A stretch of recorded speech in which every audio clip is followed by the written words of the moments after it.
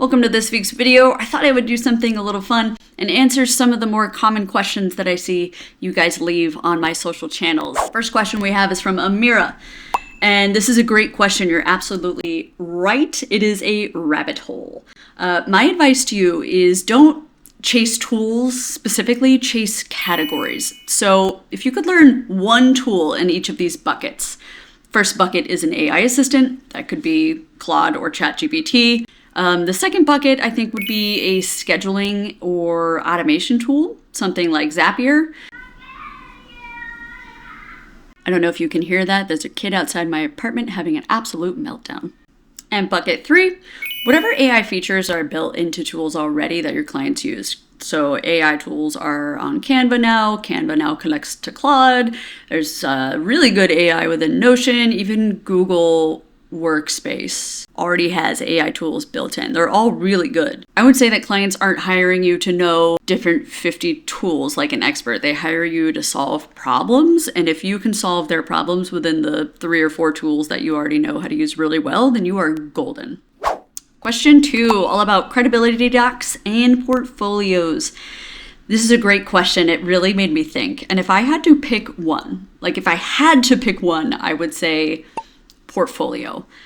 Clients want to see what you can do before they care about who vouches for you. So that being said, I think this is not really an either or situation. A great portfolio can also include 1 to 2 testimonials. So you get the credibility piece baked right into your portfolio. You know what I mean, if you combine 2 and 1. And if you're brand new and watching this and you're thinking, I don't have a portfolio yet, I don't know what goes into a portfolio. Portfolio is just a nice broad term for what does it look like when you complete XYZ. So if you have a niche, like you're a content creator, you're a blog writer, you're a marketer, you're a social media person, what does it look like when you actually build those campaigns? And like I was saying, if you're brand new and you don't have any work to back up what you're saying you can do, then create sample projects. I promise you they count. I also have a video popping up here somewhere about what goes into your portfolio and how you can put one together. Question 3, all about exploratory calls. Thanks for watching. And yes, exploratory calls and discovery calls are the same thing. They just have different names. And also you have a great instinct. You want to send your portfolio before the call. Ideally, when you are booking a call with this potential person. That way the client shows up already knowing more about your services.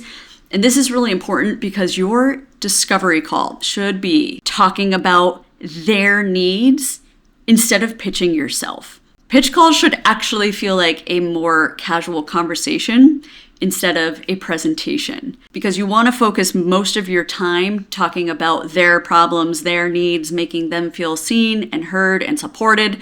I also have an old video popping up here with questions that you can expect from clients during these discovery calls. So click on that now or after the video if you want to see some examples. Our 4th and final question of this week is thanks to Eve on LinkedIn. And I totally agree. The tool spiral is real. I've had this rule for a long time, and this is what I teach to students as well. Don't pay for anything until the free version is actively costing you time or money. So most tools these days have free trials. That could be 7 days, 14 days, 30 days. Sometimes they have free tiers where you get a little more limited access. But my suggestion is that you always start with the free version to make sure that it's a tool that you like and that is actually useful. When you do decide to invest, prioritize tools that touch money, so like directly relate to your income or clients first. So that could be things like invoicing, scheduling, contracts.